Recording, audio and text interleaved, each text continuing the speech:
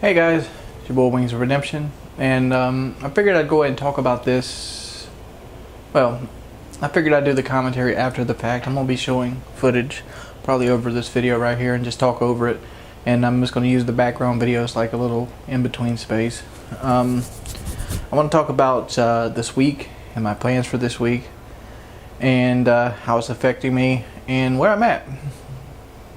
Obviously, we just recently had the weigh-in video, and the weigh-in video, it got me really down because I didn't want to do it to begin with, but I understand the need for it. For most of you unaware, I didn't start walking to lose weight, so I didn't really, it wasn't until the last month or so that I really start trying to lose weight and get my eating and diet ready. So really the weigh-in video came in something like 2 weeks, maybe 3 weeks after I started actually trying, and even then there were some bad days in between there.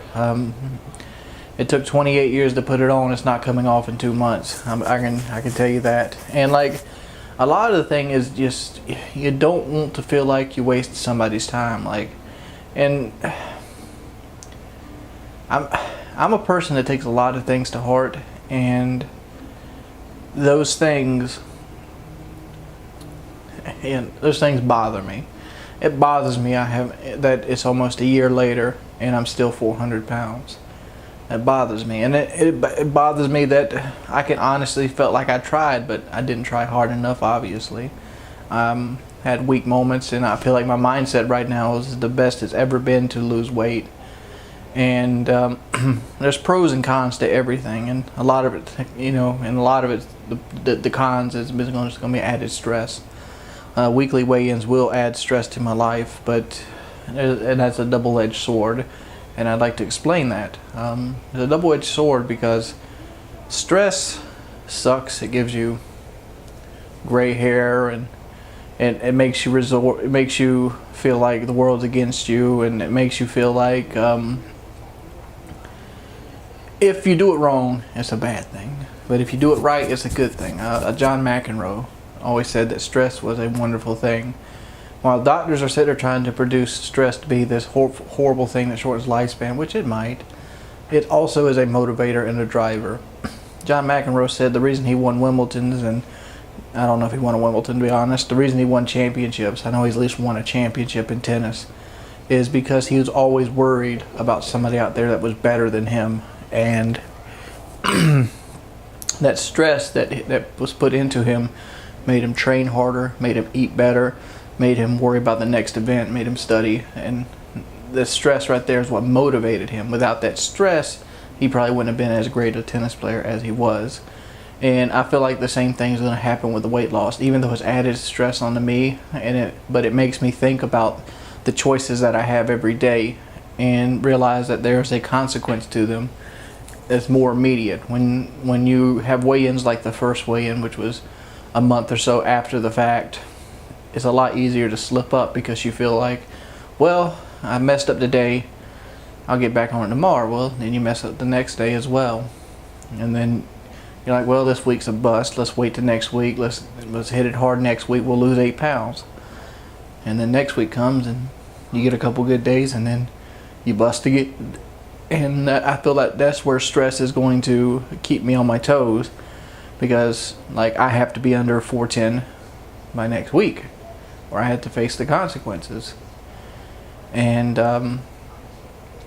that's right around the ballpark that we're in, and that's what I'm thinking about right now. It's a lot between how to properly manage my diet, how to do it correctly, how to do things, and the other thing is like how to turn my YouTube channel around. I mean, first and foremost thing, I got to start trying. I literally do. Like, I look at YouTube right now as almost like a hassle, to be perfectly honest. It's like well, I got to get this done so I can go do what I want to do, and I don't know, and it doesn't need to be like that. I know that might offend some people, but that's just where I'm at mindset wise, and that's what I am in mindset wise, and I need to get out of that. I keep waiting for a one-trick pony to come back along like Call of Duty. I don't think that's ever going to happen for me again, And the reason that is you get people that always come at me like, won't you play League of Legends? Won't you play League of Legends? Me playing League of Legends isn't going to make my channel blow up. Me playing insert any game that you want to put out there isn't going to make my channel blow up. What made my channel blow up in Call of Duty was I was informative, I had better sounding equipment, I had HD quality, and my videos were overall more enjoyable than what everybody else was putting out at the time. And I lagged behind in that series of events. The next stage, I didn't go up to the new capture card. I didn't upgrade my quality. My voice didn't sound as good, and then people just got tired of seeing the same thing. No matter what show it is, Family Guy, American Dad, Simpsons, Friends, Seinfeld, everything has a lifespan on it. And even if some people like it, like I'm sure people still watch Seinfeld reruns, it's by no means the amount of people that watched it in its heyday. The heyday has passed. And I think that's the same thing with YouTube. I think you have heydays. I think eventually PewDiePie is going to have lots of viewers, but he's in his heyday right now. Maybe 3 years from now there's somebody else that replaces him.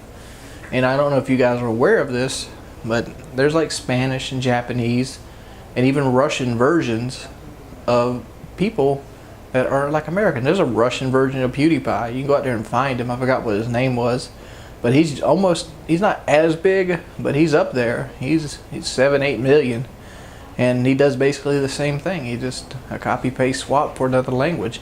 Same thing with Spanish. Like I was looking for Dark Souls 2 Let's Plays, and I found this Spanish guy that played Dark Souls 2, and he pretty much had a channel just like Epic Name Bro. You know, it happens. I don't know. There's got to be something I can do that's interesting enough to warrant people. And like I feel like my only real skill in life, because I don't have a trade. I don't have a trade whatsoever, and that's something else I'm regretting right now. It's like I wish I would learn how to be an electrician or a plumber or something. I mean, you know, a skill that is always going to be needed. I mean, I can make pizza. I can slap pizza. I can beat the shit out of video games. I'm pretty good at public speaking, and I mean, a lot of people disagree with that, but I don't get nervous, and I do a lot of these things off the cuff. I mean, if I sit down and write something, I mean, I can sit down and write, you know, something beautiful. Much better than those guys that try to rap in the comment section of these videos. I might actually have to throw one out there tomorrow. But I don't know. Do you like these commentaries like this? Do you like them after the fact? Let me know. The video footage has been played throughout this video for the walk, and I hope to see you guys tomorrow. I'm out.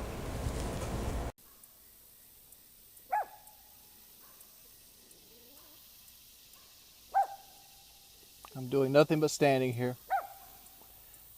For some reason he feels like he needs more room.